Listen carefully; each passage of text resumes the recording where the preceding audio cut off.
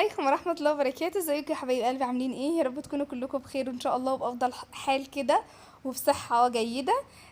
فيديو النهاردة بقى هيكون فيديو خفيف جميل لذيذ حاجة كده قبل الفطار. قلت اجهز معاكم التجهيزات اللي هنجهزها عشان ننضف تنظيفة العيد ان شاء الله. كل سنة وانتم طيبين. مع ان انا ما كنتش ناوية ان انا انضف تنظيفة كبيرة او كده يعني. هقول لكم ليه في فيديوهات جاية، في فيديوهات تانية جاية هتعرفوا ليه ان شاء الله بإذن الله. بس انا مش عايزه اسبق الاحداث يعني، في خبر حلو باذن الله تعالى. المهم يعني فقلت خلاص انا ممكن اعمل حاجات خفيفه كده وهو يدخل في برضه في اطار الروتين. تعالوا يلا بينا نبدا بسم الله الرحمن الرحيم. وقبل ما نبدا بقى هنعمل ايه؟ حطي لي لايك على الفيديو واشتركي في القناه لو مش مشتركه فيها ان شاء الله تنوريني والقناه تعجبك. خشي خدي جوله كده وتمشي في القناه هتعجبك ان شاء الله باذن الله جدا. اول حاجه حبايبي، بصوا طبعا ده الفرش اللي هو فرش رمضان اللي انا كنت فرشاه معاكم. قلت لكم ان المفروشات دي انا اللي عاملاها على ايدي وبفرشها من السنه للسنه.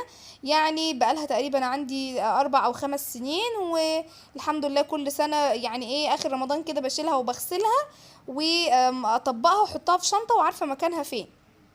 تمام. كل حاجة معروفة مكانها ومعروفة ايه مقاسها، يعني ايه كل حاجة معروف هي هتتحط فين بالظبط. تمام. كل المفارش معروفة يعني مكانها فين. فطبعا انا شلتهم كده معاكم اهو. طبعا زي ما انتم ملاحظين ومتابعين في الفيديو سايبه لكم كل حاجه زي ما هي بدون بقى ايه ترويق ولا زواق ولا معرفش ايه. كل حاجه زي ما هي. فقلت بقى هشيل كل ده معاكم في الفيديو بقى كلنا نتشجع ونتحمس مع بعض. ده المفرش بتاع السفرة برضو انا كنت فرشاه معاكم. فاكرين لما فرشنا مع بعض زينة رمضان او فرش رمضان؟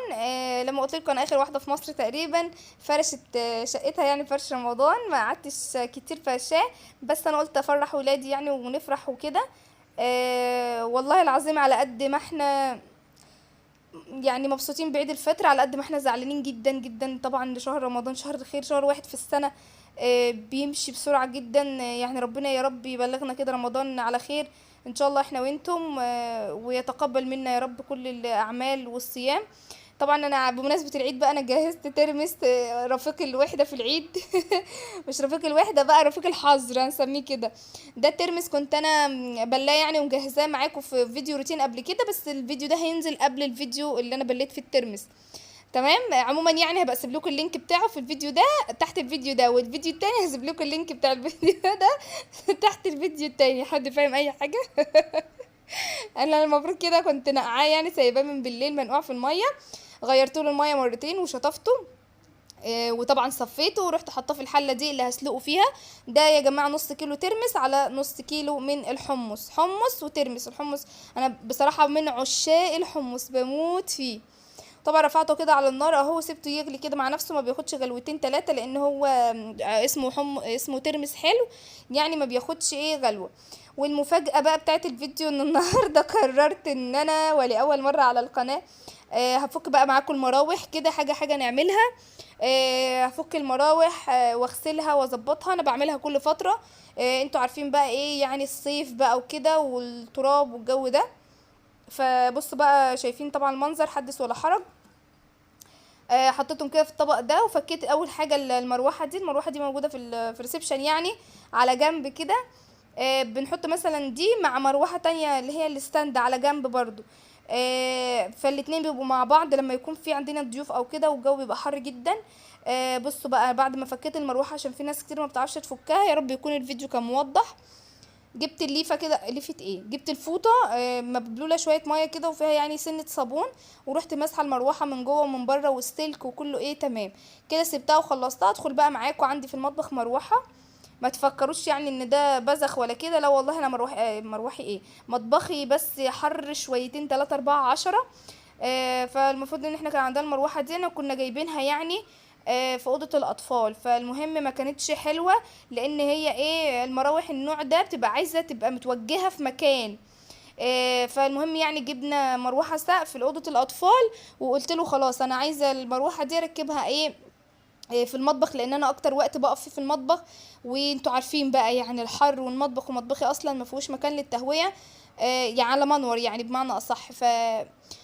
مش عيب ولا حرام يعني الواحد يتهوى في المطبخ تمام. فالمروحه بتاعه المطبخ فكيتها برضو بنفس الطريقه اللي فكيت بيها المروحه اللي جوه. بس مروحه المطبخ بقى لان هي طبعا في مطبخ وزيوت بقى ودهون وكلام من ده، كانت متوسخه اكتر بصراحه. فلمعتها بالفوطه برضو، مسحتها كويس جدا. ودخلت بقى على اوضه ولادي اهو. دي المروحه السقف اللي بقول لكم استبدلناها بالمروحه التانية الحائط دي. وبرضو المروحه السقف كانت لما انا عايزه اقول لكم ان من اول الصيف ممسوحين مرتين الحاجات دي، يعني دي تاني مره يتمسحوا فيها.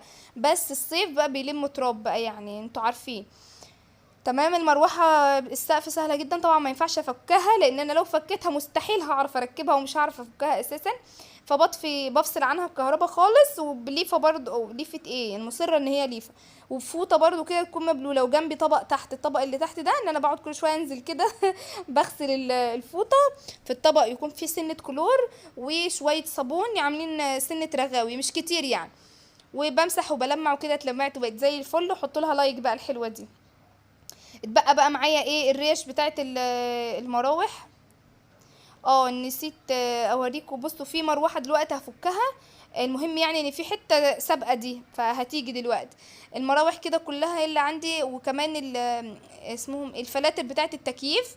برضو فكيتها وقلت ايه كله يتغسل مع بعضه، وحطيتهم في البانيو اهو. وحطيت لهم شويه شامبو او اسمه ايه مسحوق جل يعني. وشويه كلور علشان مروحه المطبخ زي ما قلت لكم كان فيها دهون وعايزه تتغسل. تمام. فالكلور هيسيح لي كل الموضوع ده. بمسك كده الريش بقى كلها، ريش المراوح واحده واحده زي ما انتم شايفين كده في الفيديو. طبعا البانيو انا قفلته علشان يبقى فيه ميه يعني، اعرف ايه اغسل فيها او انقع فيها الايه الريش بتاعه المراوح. وكمان الشبك بتاعها. تمام. دي مروحه بقى المطبخ. بصوا انا جبت ليفه خشنه شويه ليها، وغسلتها كده بيها بالصابون والكلور، بقت زي الفل كده، بقت قشطه ما شاء الله. وجنبي بقى الناحيه التانية كان في طبق وحطهم يعني بيتصفوا، اللي بتتغسل بحطها تتصفى. وادي الفلاتر بتاعت التكييف برضو كانت عايزه تتعمل، حطيتها برضو معاهم عشان اغسلهم. ليه بتغسلي بمسحوق جل يا نسمة؟ علشان بصراحة ريحته حلوة. يعني لما الريش بتاعت التكييف لما بتتغسل كده بمسحوق جل وبيبقى ريحتها حلوة وتتركب، والتكييف يجيب لك هوا ريحته حلو كده، بحس ان الدنيا ايه منتعشة كده ومنعشة يعني. بصوا هنا دي اللي هي الشبكة بتاعت مروحة المطبخ، حطيت برضو عليها سنة كلور كده بسيط يعني مش كتير. وخلي بالك عشان الكلور بيبوظ الهدوم.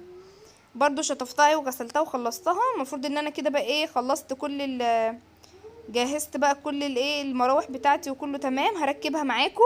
يا ريت الناس اللي مش بتعرف تركب المروحه تركز معايا علشان كلنا بقى نتعلم من بعض اهو.